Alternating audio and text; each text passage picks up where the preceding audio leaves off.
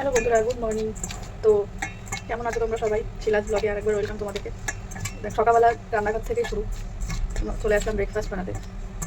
আমাদের বাঙালি তো আমরা, আমাদের আবার ব্রেকফাস্ট ঠিক না, জল খাবারটাই ঠিক আছে। আজকে হচ্ছে একটু রুটি বানাবো, রুটি, ডিম ভাজা আর একটু দুধ গরম করে দেবো, ওরা খেয়ে নেবে।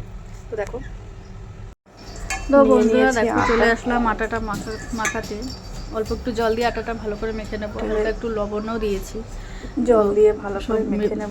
সমস্যাটা কোথায় জানো তো, যেহেতু কেউ ক্যামেরা ধরার নেই, তার জন্য নিজেকেই ধরে করতে হচ্ছে, ওই জন্য সবটা দেখানো যাচ্ছে না। তারপরে ভেজে নিলাম রুটিগুলো ভাজা হয়ে গেছে। এরপরে ডিমটা ভেজে নিচ্ছি। ডিমটা ভেজে ওই রুটি ভাজা চাটুতেই ভেজে নিলাম, যাতে যাই মানে একটা বাসনেই হয়ে গেল আর কি। নিজের জন্য একটু চা বানিয়ে নিচ্ছি, যেহেতু দুধ গরমটা খাবো না, ওর ছেলের বাবা আর ছেলেকেই দেবো। তো দেখো, এইদিকে এটা হচ্ছে ছেলের বাবার, আর এটা হচ্ছে নিজের জন্য, আর এটা হচ্ছে কি ছেলের জন্য। ও দুধটা পরে খাবে, তাই এদিকে দুপুরে রান্না বসাতে চলে আসলাম। তারপরে এই জিনিসটা দেখো, এটা অনলাইনে নিয়েছি, খুব সুন্দর না, জল ভরার জন্য এত সুবিধা হয়। তারপরে দেখো, ডালটা সিদ্ধ হয়ে গেল। ডালটার ভেতরে দিয়ে দিলাম কাঁচা টমেটো আর কাঁচা লঙ্কা।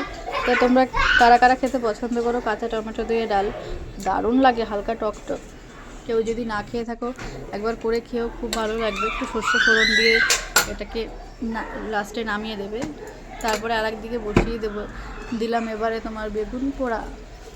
কার কার প্রিয় খাবার বন্ধুরা?